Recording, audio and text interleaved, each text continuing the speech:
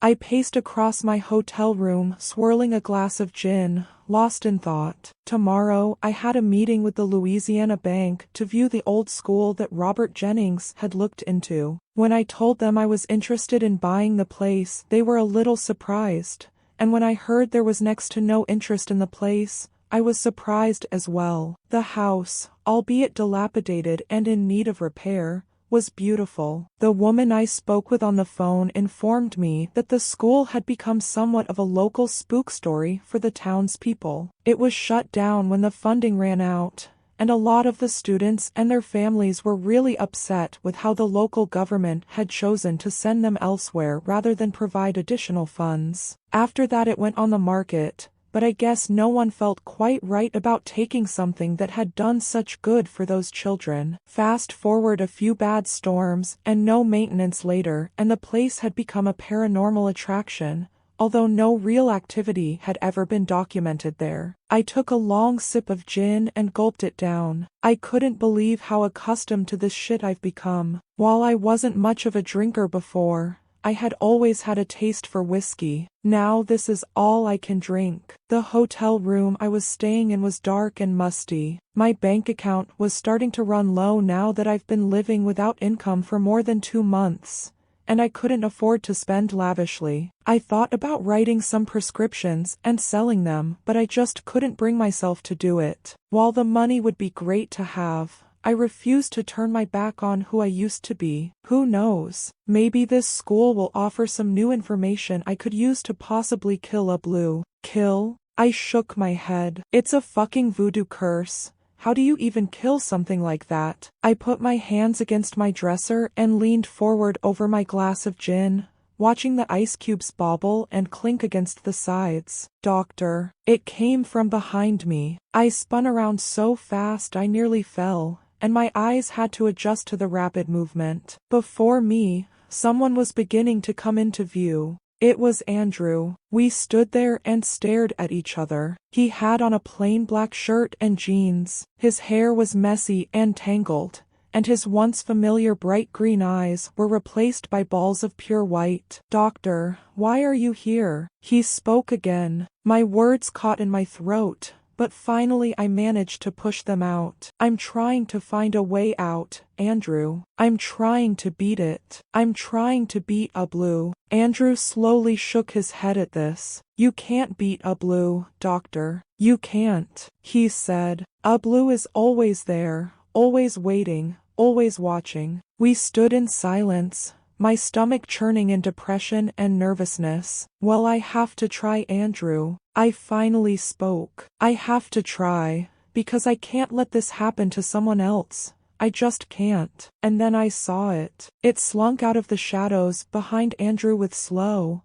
almost clumsy movements. Its skin was slick and gray, pulled taut against his body, and I saw every bone and muscle twitch and move as it hobbled over on its 6 long legs. It had to be at least 6 feet tall, probably more, and this was hunched down on its knees. Its big round head and those deep black eyes stared right into me. While it had no pupils, I could tell it was watching my every move, examining me. The long trunk that dangled from its head swayed back and forth as it walked, as if it hung limp. It stopped just behind Andrew as he began to speak again. It will happen to someone else, Doctor. His white eyes staring right at me. There is only one way out now. Ubloo's trunk reached up and pressed itself to Andrew's ear. I then saw its long, thin black tongue emerge from Andrew's nose, and he let out a shrill scream. I covered my ears with my hands and slumped down against the dresser. No, stop it, I screamed, but to no avail. Andrew's flesh began sloughing off his bones in sloppy chunks,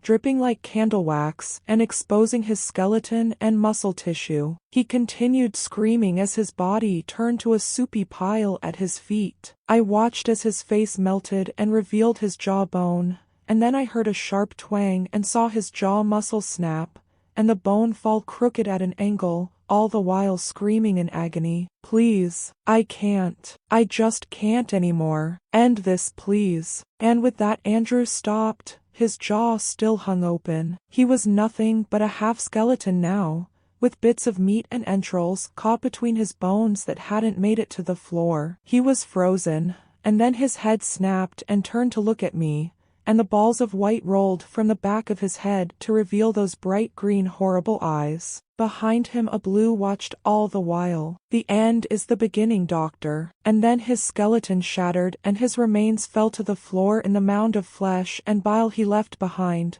and Ubloo's trunk fell and dangled below his head, and I heard him say it. "Ubloo." My legs were tangled in my bed sheets like knotted wood. I laid in a pool of cold sweat, panting, staring up at the dark ceiling as the outline of a cold light fixture came into focus. I laid there panting for a while. Once I had caught my breath, I stood up and walked over to my dresser and opened one of the drawers. Inside lay a pill bottle, and beside that lay a revolver. While I still held on hope of finding a way to rid myself of this curse, a small rational part of me remained that there might truly only be one way out of this whole thing. I pulled out a full bottle of Adderall and popped 3 into my mouth. I grabbed an almost empty bottle of gin and downed the rest of it. I turned and looked around the room. Nothing. I flicked the light on and checked my watch. 4:37 a.m. It was time to pack. I made it to the bank just after 7 a.m. It wouldn't be open for another hour or so. So I pulled out one of the many pints of gin I now kept in my car and emptied some of its contents into my coffee. The first sip burnt my tongue, but I just didn't fucking care anymore. There are worse things than a burnt mouth. I kept thinking about what Andrew said. If it was Andrew, could it have been the Ubloo speaking to me? It made no sense. If it can tell me to wake up every damn time, why would it want to fabricate a vision of Andrew to talk to me? Hearing that thing talk would be much more freaky, in my opinion. I met the woman who was to show me the school at the door. Her name was Linda. She was middle-aged with brown hair and freckles, and had a brilliantly white smile. I took the time to really clean up my appearance for this meeting. If I was going to look like someone buying this house and squeeze information out of her, I'd have to play the part. My hair was neatly combed and I trimmed down and cleaned up my haggard-looking beard. I put on some of my old work clothes that I ironed the night before and even put a spritz of cologne on. Truth be told,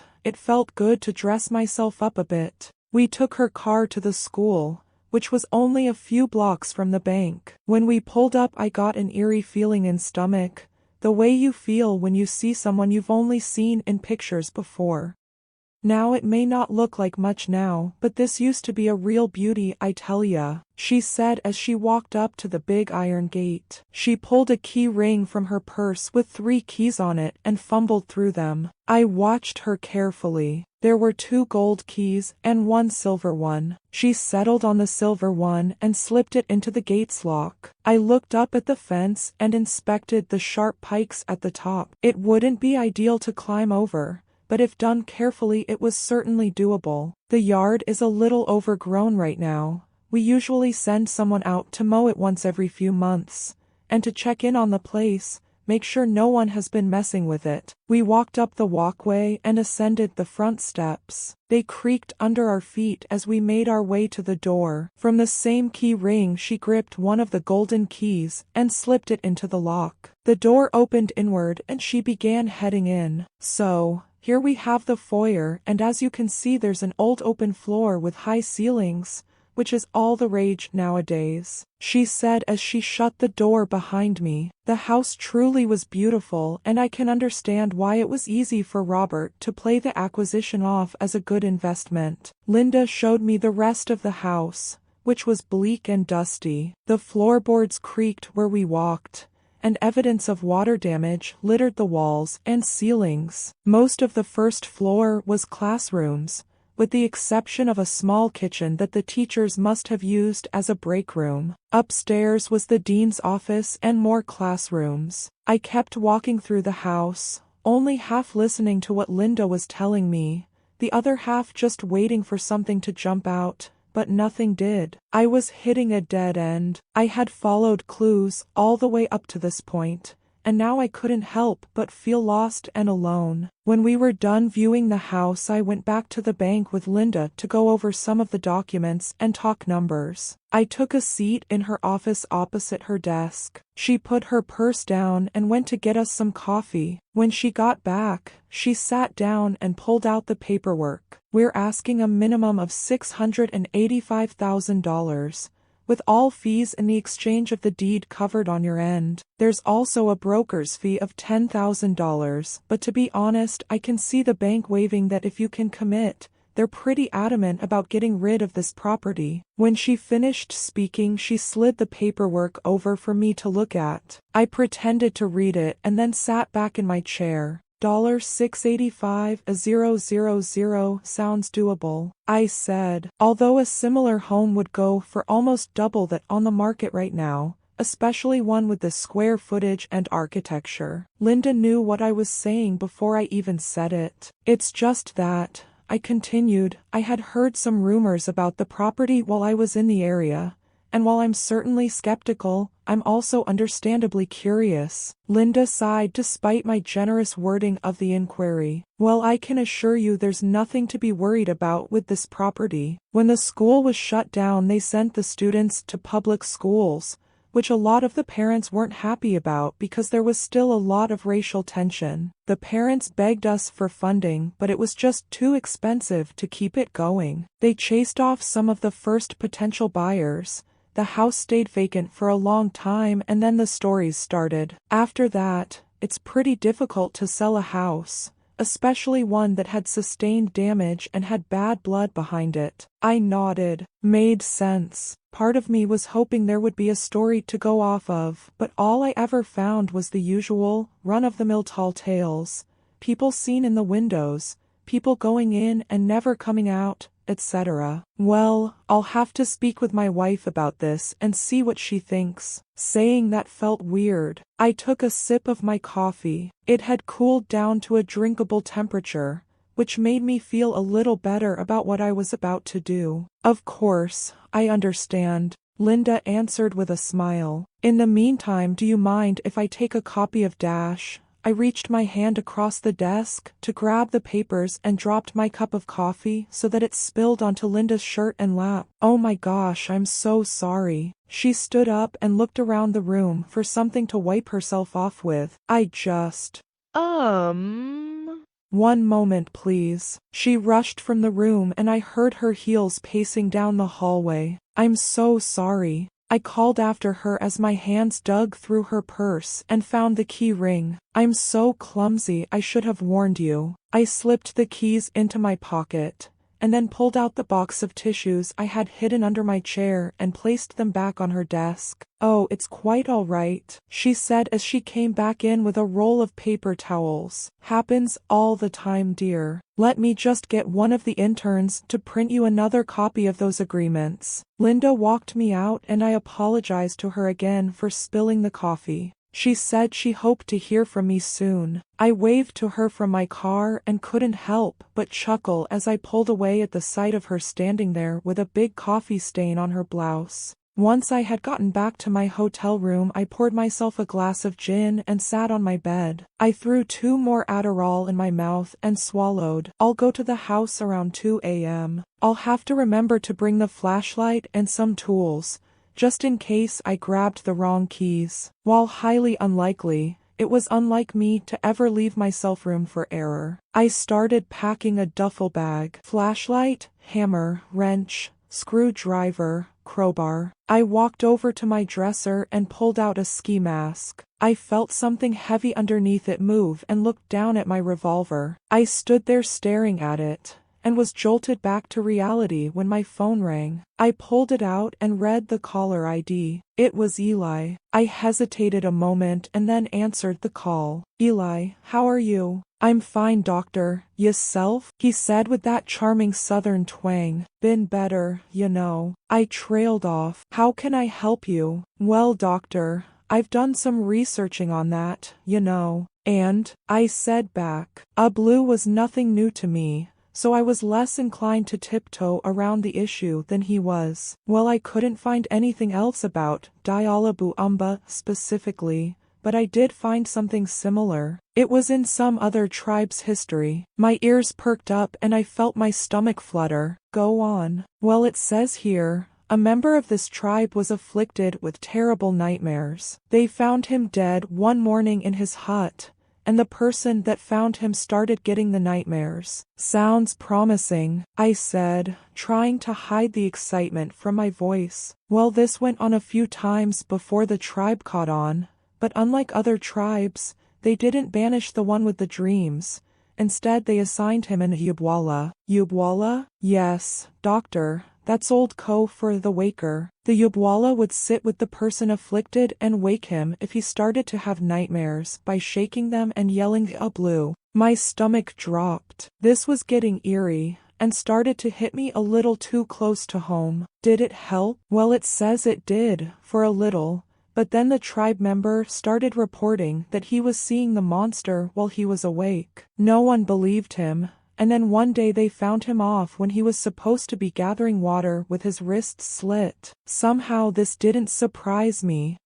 The tribe's elder commissioned that he would be the uvula for the man who found the previous cursed tribe member, and never left his side. Until one night, when the man was woke from his nightmare, he wrestled a knife away from the elder and killed himself before him. Fuck. Are you sitting down, doctor? Yeah. Why? Because you're not going to like this next part. It's said that the elder wanted to rid his tribe of the curse, and that anyone who finds him dead will inherit it from him. So, my heart was racing. So he asked that his tribe bring him somewhere that no one would ever find his body. Silence from both of us. Where? They buried him, doctor. Alive. I felt sick to my stomach instantly. Jesus, Eli. I know, doctor. Now this is where the trail runs cold. I had found minor reports of nightmares elsewhere in history texts, but nothing after this. So I read into the art of voodoo. I learned that once a curse has been placed,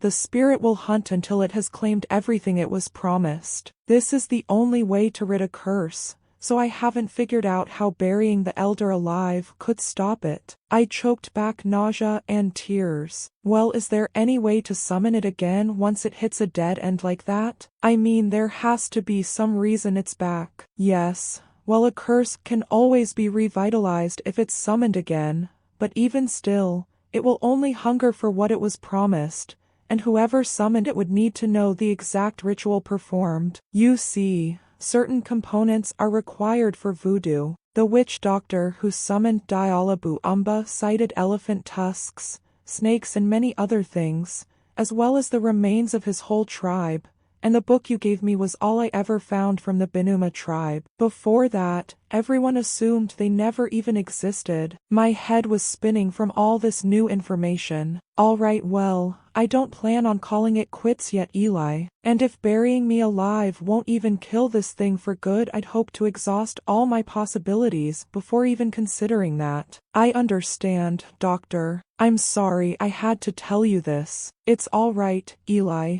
Any information is good information. I hesitated, and then asked the question that hung between the both of us. Would you bury me if we had to, Eli? The pause was long, but finally, I heard that old southern voice speak again, smooth as water. If we had a doctor, I would. I reached the school at almost exactly 2 a.m. I pulled the duffel bag from the back seat and put it in my lap. I exhaled deeply, and then opened the car door. The night air was still and damp. I had parked a considerable distance from the school, so I slung the bag over my shoulder and started the long walk to the gate. As I walked, I couldn't help but think about what Eli had told me. About the elder, the Ubwalas, everything. How is it that Dialabu says Ubloo? Why would it tell me to wake up in the absence of someone else? I walked a bit further and then it hit me. I stopped dead in my tracks. What if it isn't the one saying Ubloo? What if it's something else? Some other spirit trying to help me? Trying to stop the worst from happening? It made sense. It made just enough sense. That's why I wake up from the dream, why I always hear it just before. I felt butterflies grow in my stomach as I walked again. If the beast feeds on despair, then it would make sense for some benevolent spirit to wake me up before it can have its fill. My mind was racing with this new information, and for the first time in a long while, I finally felt a tiny spark of hope. By the time I reached the gate, my shoulder was beginning to ache from carrying the duffel bag. I reached into my pocket and found the bottle of Adderall. I took another one, just to be safe. I put it back in my pocket and pulled out the keys. I held my breath, stuck the silver key in the lock. It turned. Finally, things were starting to go my way again. I opened the gate softly and slipped inside. I ducked down and silently ran up the walkway to the door. I slipped the gold key in, opened it, and slipped inside without making a sound. I shut the door behind me and was surrounded by pitch black. I unzipped the duffel bag and fumbled around blindly until my hand found the flashlight. I pulled it out and turned it on. I shined it around the first room, half expecting to see something there. Too many horror movies as a kid, I guess. I chuckled, and then began making my way through the house. Again, I didn't know what I was looking for when I was searching the house, but somehow I felt I would know when I saw it. I started upstairs and went through the office and classrooms. I knocked on the walls, trying to hear if there were any false passages or things behind them. I scanned the rooms and then moved back downstairs. I went through the classrooms and then the kitchen and then the classrooms again. After an hour or two of searching the house, I squatted down on my heels and let out a sigh. I was going to have to come back another night and try again. Fuck. The funny thing was, this building wasn't too much unlike the one I lived in back in Stoneham, Massachusetts. I got up and walked over to the walls and rubbed some of the grime off. Same color paint, or was it looked like? Same setup, same hardwood floors. There was just something about carpets that I couldn't stand. Probably because I hated to vacuum. Then I saw it. One floorboard, a slight shade lighter than the rest. I walked over and shined my light down onto it. While it was the same wood, it looked lighter, the finish a little more pronounced. It looked newer. I dropped the duffel bag and pulled out the hammer and crowbar. I pried up the nails on one end and then pried the whole board back until it snapped in half. I had about 3 inches to see through. I tried shining my light into the hole it left, but I couldn't see enough. I went mad with excitement, ripping the boards up using the open space as leverage. I pulled another 2 back and then shined my light through again. What I saw almost made me sick. There were bones on the ground beneath the floor. It's not uncommon for Louisiana houses to be built a few feet off the ground, as to avoid flooding, although this one was considerably far from any bodies of water. There was about a foot or 2 of space and then dirt, which was absolutely littered with charred bones and ash. I searched around that patch of the floor frantically with my flashlight, and then I saw it. Faded, but still there was a large circle around the pile of bones and ash, with symbols that I recognized almost instantly. It was an ancient Ko. I sat there frozen, staring at the horrific inscriptions when I saw a piece of paper off to the side. I reached down through the floorboards and just with the tip of my fingers grasped it and pulled it up. I opened the note and read it. I asked you how you sleep at night. Now I've got my answer. Signed at the bottom, Mania Guthrie. I sat back on my heels bewildered. Mania Guthrie, I said to myself as I welled up with anger. She must have somehow summoned Ubloo back with this ritual and sent him after someone responsible for closing the school. My eyes welled up with tears of anger and frustration. But why? Why is the monster still searching? If it killed the tribe, then why would it still be out there? And then it hit me.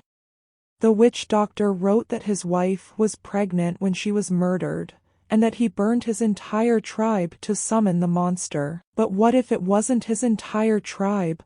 What if what the monster wanted once it had killed off who the doctor sent it after, It still searched for this child. What if the witch doctor had somehow managed to save his child? My mind was racing frantically. While primitive, it wasn't uncommon for ancient medicines to be able to perform such a procedure. I mean, it's just a premature C-section after all. I stuffed my tools and the note back in the bag and stood up. Mania Guthrie. I have to find her, or at least someone who knew her. She has to know what to do next. For fuck's sake, she might even be the descendant of. The floorboard behind me creaked and I froze in horror at the sound. I spun around and shined my light and screamed. There in the darkness, illuminated by just a beam of light, stood Ubloo. It watched me with those cold black eyes and stared as I shook in fear. I need to wake up. Fuck, I need to wake up. I watched as it slowly began to crawl towards me,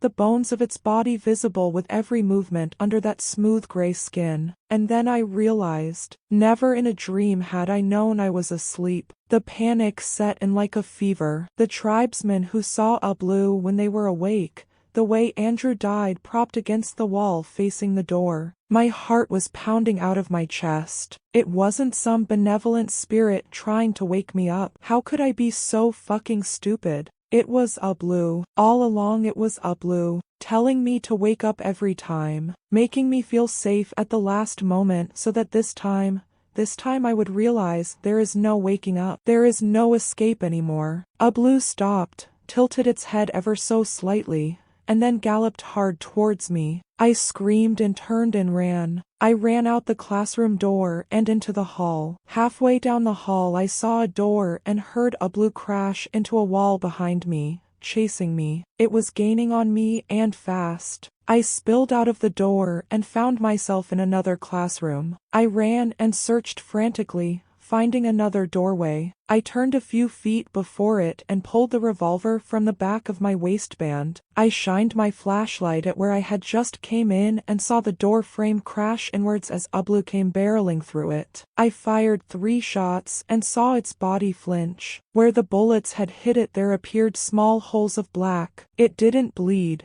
and I watched in horror as the holes simply closed up. I ran through the doorway near me into the middle of the room and searched around with my light. No way out. I felt my heart pound harder as I realized this. I flashed the light around more and then I realized in horror that there were no windows either. No. Fuck F-U-C-K. I heard Ubloo approaching the door from the other room. I ran to the corner and turned to face it. Slowly, I saw the trunk reach around the door frame, and then its head poked in, those big black horrible eyes staring at me, trapped in the corner like a rat. I clutched the handle of the revolver tightly and slumped down against the wall into the corner. This is the end. This is the end of Thomas Ubyen, the genius Dr. Ubyen who was entrusted with saving Andrew Jennings all those days ago. I began to cry. The end is the beginning, I said to myself as I cried. Ubloo entered and was slowly crawling his way across the room to where I sat. The end is the beginning. What a stupid fucking way to say it. I shook my head and tears fell into my lap. I could hear Ubloo getting closer now. I'm just going to become another fucking clue, I thought to myself as I sat there,